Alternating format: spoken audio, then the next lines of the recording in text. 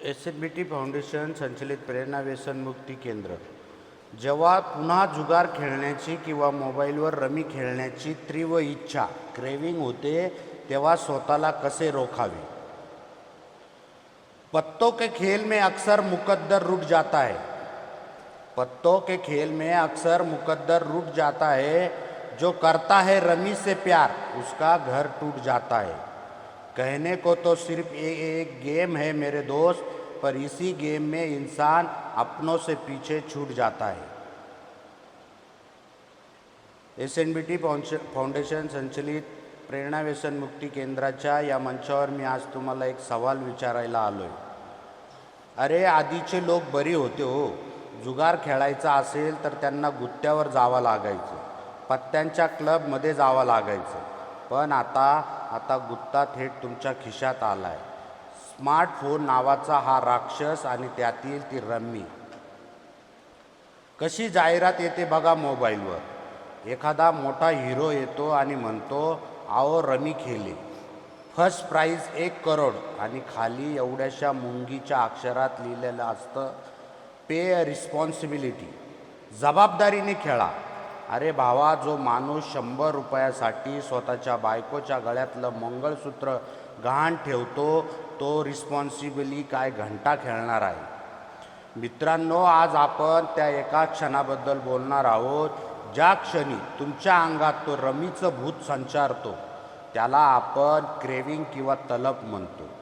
तुम्ही ठरवलेलं असतं नाही आजपासून रमी बंद, कसम से, आई शपथ, पोरांची शपथ, पण अचानक मोबाईलवर एक मेसेज येतो, think 5 bonus cash is waiting for you.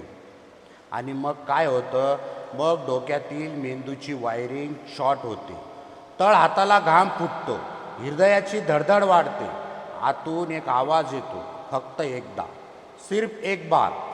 आज मागचा सगळा लॉस कव्हर करणार आहे आणि ॲप डिलीट मारणार। अरे दादा, हा लॉस कव्हर करायचा नाद असा आहे ना की यात माणसाच्या अंगावरचा कपडे उतरायची वेळ येते, पण लॉस कधीच कव्हर होत नाही। आपल्याकडे एक म्हण आहे, आती तिथे माती। इथे तर मातीची राख रांगोळी होती। एका रमेशची गोष्ट। रमेशला वाटायचं तो रमीचा बादशाह आहे। सुरुवातीला त्याने 50 रुपये लावले, त्याचे 500 झाले। रमेशला वाटलं आपण तर अंबानीचे सख्खे भाऊच आहोत।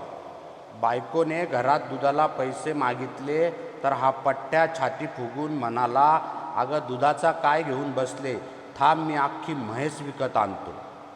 पण मित्रांनो, जुगार हा असा सक्का भाऊ आहे जो तुम्हाला आधी खायला घालतो आणि नंतर तुमचा घास हिरावून घेतो। दुसऱ्या दिवशी रमेशने 5,000 लावले, हारला। मग 50,000 लावले, हारला। उसनवारी कर्ज, मित्रांकडून पैसे, सगळं गेलं। एक दिवस असा आला की मोबाईलच्या स्क्रीनवर लिहून आलं, गेम ओव्हर। रमेशने खिशात हात घातला तर खिसा रिकामा, आणि घरात बघितलं तर बायका पोरं सोडून गेलेली। मोबाईलच्या स्क्रीनवर फक्त गेम ओव्हर नव्हता झाला भावांनो, रमेशची लाईफ ओव्हर झाली होती। मग या तलपला कसं रोखायचं? जेव्हा ती खात सुटते ना, बोटं मोबाईलकडे वळायला लागतात, तेव्हा स्वतःला कसं सांगायचं? 3 जबरदस्त सल्ले। 15 मिनिटाचा जादुई फॉर्म्युला। जेव्हा तीव्र इच्छा होते तेव्हा मेंदूत वादळ आलेलं असतं, पण विज्ञानाचा नियम आहे, ही तलब फक्त 15 ते 20 मिनिटं टिकते। जशी समुद्राची लाट येते आणि फुटून मागे जाते, तशीच ही तलब असते। जेव्हा खात सुटेल तेव्हा स्वतःला सांगा, मी खेळेन, पण 15 मिनिटांनंतर। त्या 15 मिनिटात जागा बदला, थंड पाणी प्या, आईला फोन लावा किंवा आरशासमोर उभं राहून स्वतःच्या डोळ्यात बघा। 15 मिनिटात तुमचा मेंदू पुन्हा जागेवर येईल। Flashback technique.